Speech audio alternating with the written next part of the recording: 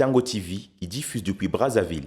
Abonnez-vous ainsi que vos proches pour continuer à suivre nos programmes depuis votre ordinateur, téléphone ou tablette via nos plateformes de diffusion en ligne.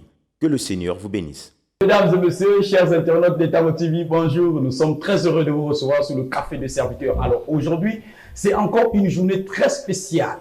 Nos émissions sont là pour vous bénir. Nos programmes sont là pour vous changer, pour vous transformer, pour vous donner des nouvelles révélations. Alors, je suis votre serviteur, le pasteur Stanel Bonze. Très heureux de vous retrouver encore aujourd'hui. J'espère que vous allez bien de vos maisons. Et surtout, n'oubliez pas de vous abonner sur notre page Facebook, YouTube et surtout de partager toutes nos vidéos. Que le Seigneur vous bénisse. Alors, mon invité d'aujourd'hui est très spécial. Il s'appelle le pasteur Hubert Djebela. Alors, je vais présenter parce que c'est quelqu'un qui est beaucoup très spécial. Il est vraiment spécial pour nous. Il est pasteur, il est architecte, il est chef d'entreprise. Vraiment, c'est vraiment quelqu'un qui a toutes les casquettes. J'espère qu'il va se présenter lui-même. Bonjour, pasteur. Bonjour, mon très cher bien-aimé. Bienvenue à vous au Café des Serviteurs. Merci, pasteur. En tout cas, en pleine forme, et j'en profite aussi déjà de faire un waouh. Okay. Hein, souvent, gros, c'est dans les réseaux sociaux, on essaie de voir vite fait, mais comme ça, poussé par une curiosité, on a pensé venir vous visiter, mais vraiment chapeau. Et on est abasourdi de voir tout ce qu'il y a ici comme matériel, les bureaux et tout, l'organisation, l'accueil, un merveilleux personnel, des personnes très aimables. Vraiment, on a été très bien accueillis, vraiment. Nous glorifions le Seigneur pour son œuvre. Merci beaucoup. Merci beaucoup, le pasteur Hubert. Alors, vous êtes pasteur aux assemblées apostoliques du Congo et vous êtes aussi président, fondateur de l'association Tous pour Christ. Très bien, merci. Oui. Et non seulement ça ne s'arrête pas là, vous êtes aussi manager général de la société AED Concept. AED Concept, oui. Et président d'une autre association. Oui, allez-y. Ecovision Plus. Ecovision. Voilà, donc là, nous exerçons dans l'environnement simplement. Alors, nous allons d'abord commencer de parler de votre association en tant que président de l'association Tous pour Christ, qui œuvre à l'évangélisation, la formation des jeunes chrétiens, et contribue à la distribution des Bibles. Et vous êtes là aussi à construire des églises dans les communautés rurales, dans les lieux qui ne sont pas beaucoup fréquentables. Alors, votre objectif dans cette association, c'est un village, une église. Très bien, merci. Et comment ça marche les choses là-bas? D'accord. Bon, je vais peut-être pas trop aller vite en besogne, sans pourtant parler un peu si vous voulez, de ma maison. Donc, Hubert Djebela, pasteur dans les assemblées apostoliques au Congo. Nous sommes une communauté chrétienne ici au Congo et nous avons à peu près plus de 65 églises locales dans toute la République.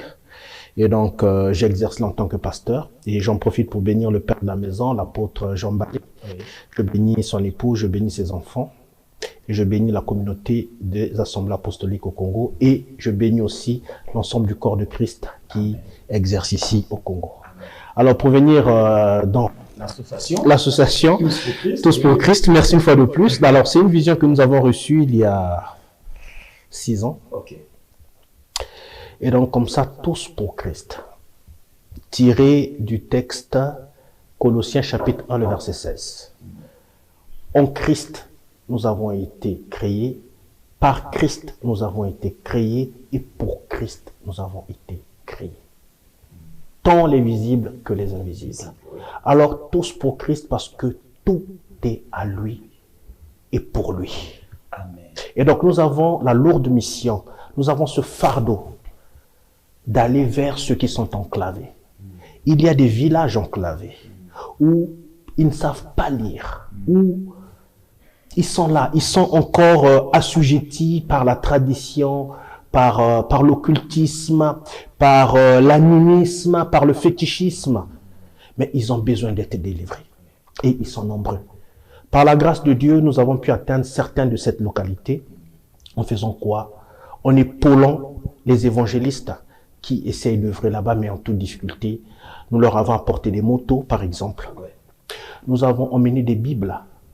Et ces Bibles, nous les distribuons gratuitement. Ce sont des Bibles Louis Séguin. Peut-être prochainement, on pourra vous présenter le type de Bible que nous distribuons gratuitement.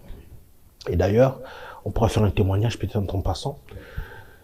Et l'objectif de Tous pour Christ, c'est quoi? Comme vous avez dit, un village, une église. Un village, une église. Dieu nous a donné un don. Dieu nous a donné des facultés. Dieu nous a donné dans les mains un métier. C'est que nous sommes architectes, nous sommes constructeurs, nous bâtissons, nous sommes ingénieurs. Et pour nous-mêmes, peut-être pour notre confort, pour les autres, le métier que nous avons appris, c'est celui-là. Et l'Éternel, il faut le servir avec ce qu'il t'a donné. Jésus-Christ a dit dans sa parole que nous devons aimer notre Dieu de toute notre force, de toute notre âme et de tout notre cœur. La force, le travail aussi. Et ce que nous avons appris, c'est ça. Et donc, nous voulons contribuer en apportant à ceux-là qui appartiennent aussi à Christ ce qui leur revient de droit, notamment bâtir une église, un village, une église. Voilà. Qui est très important. Merci beaucoup pour ce message. Et voilà, aujourd'hui vous êtes là à la chaîne de télévision Tango TV et nous sommes très heureux de vous recevoir. Alors, ça fait partie aussi des apports que vous apportez aujourd'hui à la société, à tout ce qui concerne le Christ.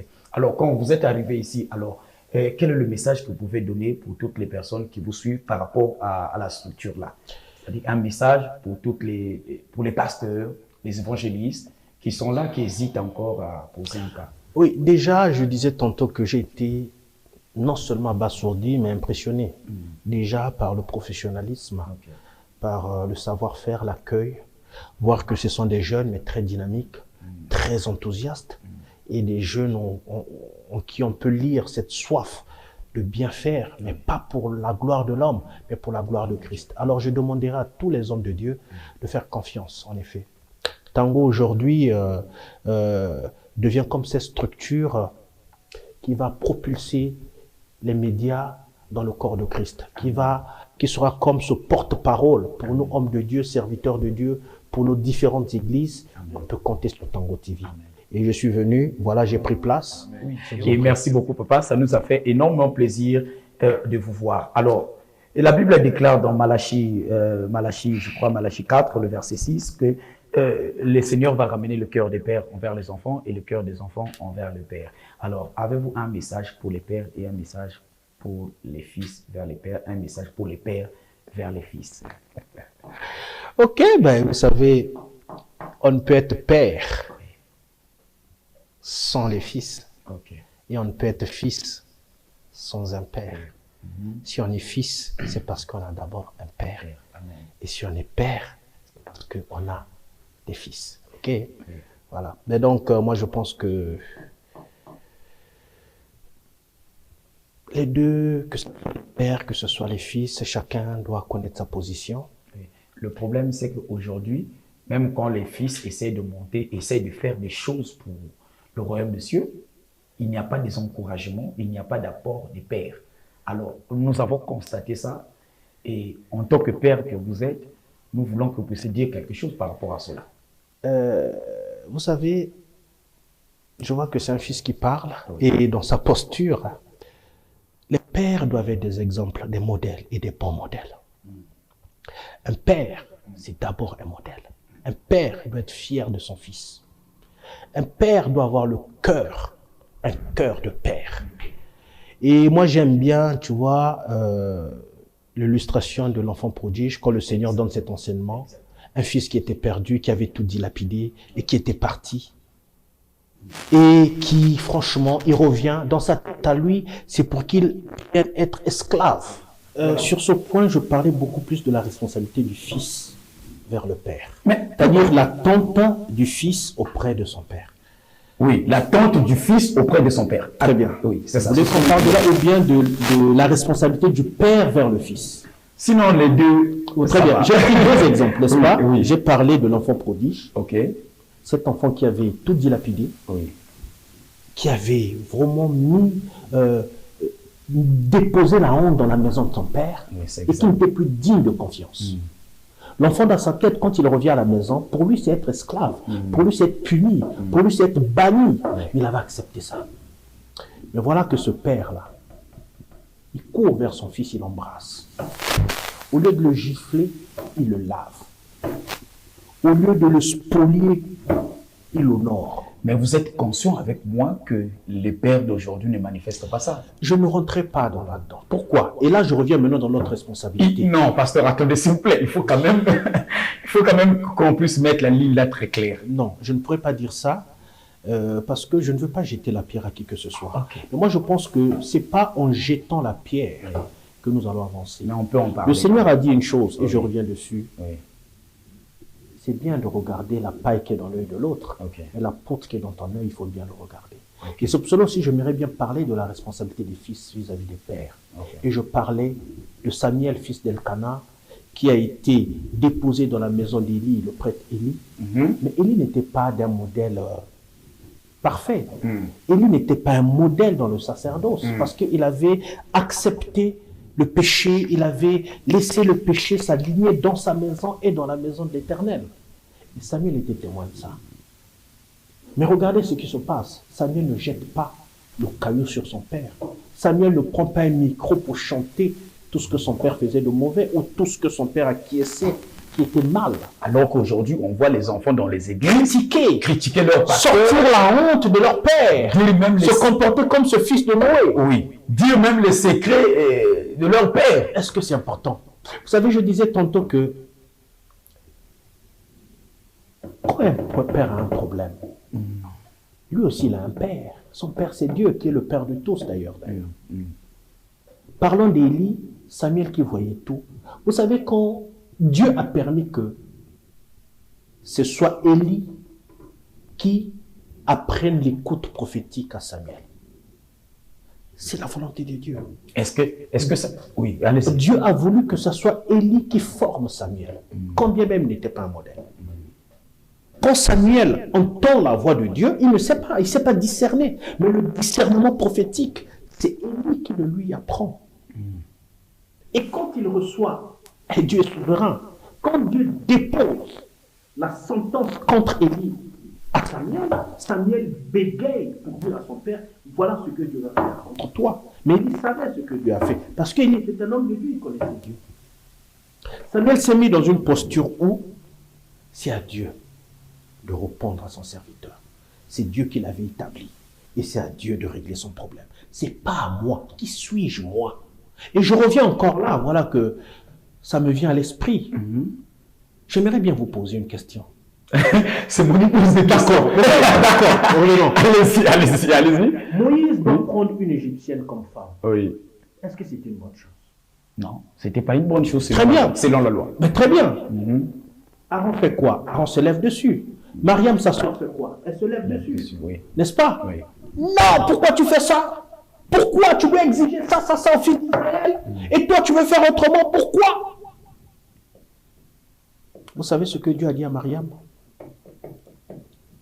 Qui es-tu? Qui es-tu pour indexer mon serviteur Moïse? Wow. À vous, je viens par des songes, à peine par des songes, par des rêves. M'as-tu déjà parlé de bouche en bouche? Wow. Mais moi, je parle de bouche en bouche avec mon serviteur Moïse. Wow. Qui es-tu? Et elle a reçu ce que tu sais. Elle a été recouverte de lèpre. Oui. Comprenez ça? Oui. Donc, quand quelqu'un est élevé par Dieu, quand un fils remarque que papa ne fait pas bien, quand tu es parti, va, prends ton courage et ton père, va le parler. Si tu n'arrives pas à trouver, tais-toi. Amen. Ne sors pas sa honte en public. Amen. Parce que Dieu ne te le permettra pas. Amen. C'est à Dieu de résoudre ton problème. Amen. Alors, donc, c'est ça que le cœur ou le comportement qu'un enfant doit avoir vis-à-vis de son père. Vis-à-vis de son père. Et le comportement qu'un père doit avoir. Un père doit être un modèle. Doit être un modèle. Un père doit être exemplaire. Oui. Un père doit donner la meilleure partie à son fils. À son fils. Okay. Un père doit former son fils. Oui, c'est juste parce qu'aujourd'hui, nous remarquons même les partis pris dans... Un père ne doit pas être jaloux de son fils.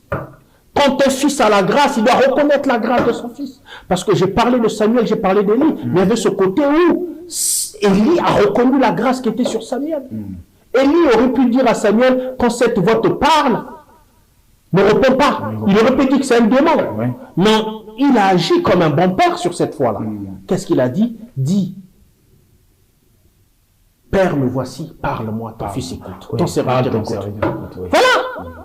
Mais il a appris la bonne part à son fils Samuel. Oui. C'est ça le rôle d'un Oui, père. là, ça, le- Tu ne peux pas fermer le père. Le fils, tu ne le bloques pas. Le fils, quand il a un appel, quand tu sens qu'il y a la chose de Dieu en lui, tu ne le bloques pas, tu ne le fermes pas. Quand on est élevé par la grâce de Dieu, quand on est appelé père spirituel, tes enfants ne sont pas seulement ceux qui sont sortis de ton cordon ombilical ou de ton sang. Dieu te donnera des fils de tout part. Et tu dois les aimer au même titre que les enfants qu'on dira de toi-même qui sont sortis de ouais. toi. Oui. Et il ne faut pas commettre la bêtise comme pour dire que l'œuvre ne passera que de... nous ne sommes pas dans un système de je sais pas de quoi, non. C'est pas une entreprise. Non, enfant et tout. Encore même pas une entreprise. Encore l'entreprise, on donne selon la compétence. Oui, c'est même Mais ça. ce ne serait pas une succession de sang ou comment, je ne sais pas, non. Royal. Donc il faut reconnaître oui. chaque enfant selon que Dieu te l'a donné, selon l'appel que Dieu a donné, selon que Dieu appelle cet enfant, selon que Dieu met dans ton cœur concernant cet enfant. Ne combats pas cela. Tu dois être un modèle, tu dois donner l'occasion à tous les enfants. Tu dois tous les pousser à aller de l'avant. Ok. Je pense que c'est ça. Ok, merci beaucoup, pasteur. Alors aujourd'hui, vous avez beaucoup de casquettes, vous faites beaucoup de choses à la fois. Oui. C'est pas facile en tant que pasteur. Oui, c'est pas facile, c'est vrai. Comment vous menez cette vie-là? Chef d'entreprise, président d'association, pasteur à l'église, comment vous faites? Je pense que c'est une grâce. Et j'aimerais bien, quand je pense à tout ça, les gens me posent des questions, je pense à Joseph. Et en son temps, on aurait pu dire que Joseph il devait être un grand pasteur. Parce qu'il avait le sacerdoce, Joseph. Il connaissait Dieu, il était un prophète, Joseph. Il n'y avait pas un problème que tu pouvais poser à Joseph qui ne te donnait pas la solution. Il pouvait interpréter un rêve, te donner même le rêve que tu as reçu, sans que tu dises... Sans même que tu... Oui, il était un prophète, c'est exact. un grand prophète, n'est-ce pas? Et à côté, il avait sa famille aussi. Quand il a reconnu, il a retrouvé son père et tout, il devait s'occuper des siens. Il avait une lourde responsabilité de garantir non seulement la survie de l'Égypte, mais la survie de toute l'humanité passée par l'Égypte, passée par ses mains. Et comment il faisait, vous pensez? C'est une grâce, simplement. Quand Dieu te donne, c'est que tu peux. Amen. Et qu'est-ce qu'il faut faire? Il faut responsabiliser, simplement. Amen. Il faut prier à ce que Dieu t'apporte des gens. Et dans la Bible, il y a beaucoup de modèles. Regardez David, un grand roi. Mais quand on voit les victoires de David, on pense que c'est David seul qui se battait. Mais il faut lire 2 Chroniques. Un Chronique, par exemple. Tu verras que autour de David, Dieu avait suscité des gens, mais qui avaient des dons particuliers. Mais des véritables guerriers. Mais toutes ces victoires revenaient à qui? À David. À David. Ouais. Vous comprenez?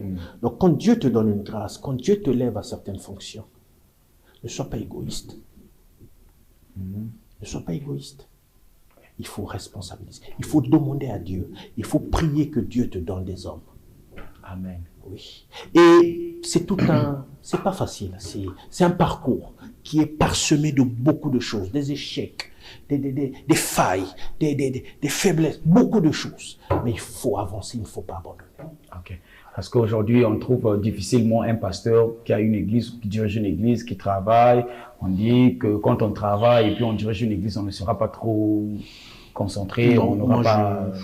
Je ne condamnerai pas, je ne Ok. critiquerai personne, mais je ne partage pas cet avis. Ok. Moi, je me dis, en tant que serviteur de Dieu, nous devons être des modèles dans tous les domaines. Si Dieu ne te donne pas la grâce de travailler, il n'y a pas de problème. Mais si tu peux travailler, tu es à l'école et que tu penses que tu peux travailler, travaille. Parce que c'est toujours pour le bien de la communauté. C'est pour le bien du corps de Christ.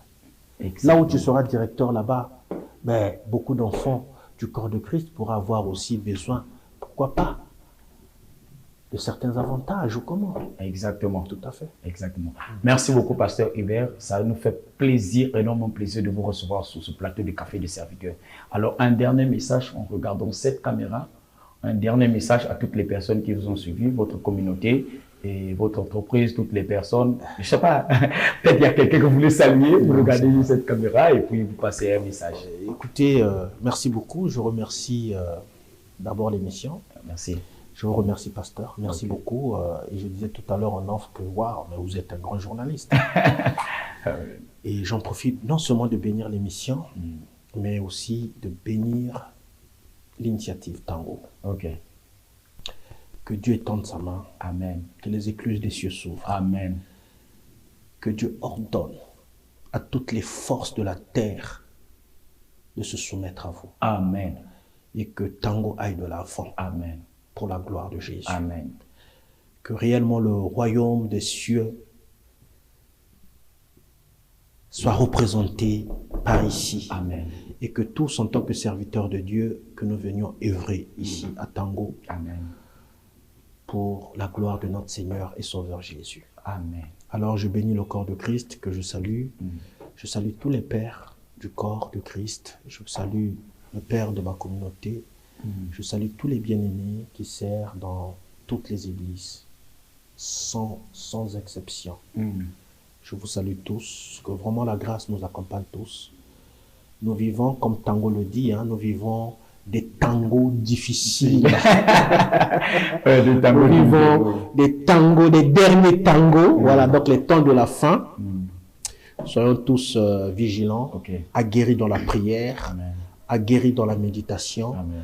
Et quand nous avons des mouvements comme ça, comme des tangos qui viennent, je sais que Dieu va encore susciter. Ça veut dire que c'est un grand temps de réveil qui s'annonce pour notre pays, pour l'Afrique et pourquoi pas pour le monde. Que Dieu soit loué, que toute la gloire lui revienne. Et je suis très heureux d'être passé ici.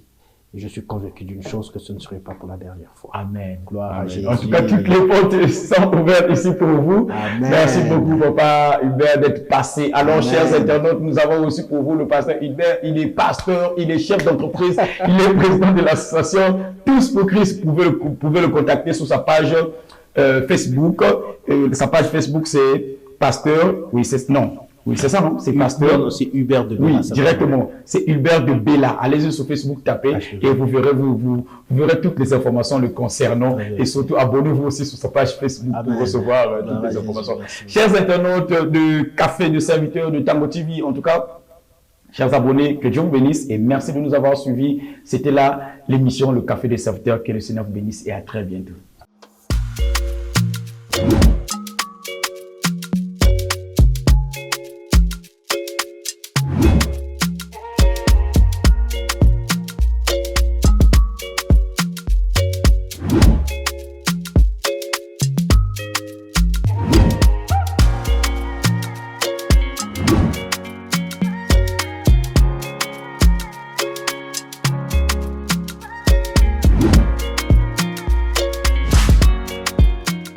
Tango TV y diffuse depuis Brazzaville. Abonnez-vous ainsi que vos proches pour continuer à suivre nos programmes depuis votre ordinateur, téléphone ou tablette via nos plateformes de diffusion en ligne. Que le Seigneur vous bénisse.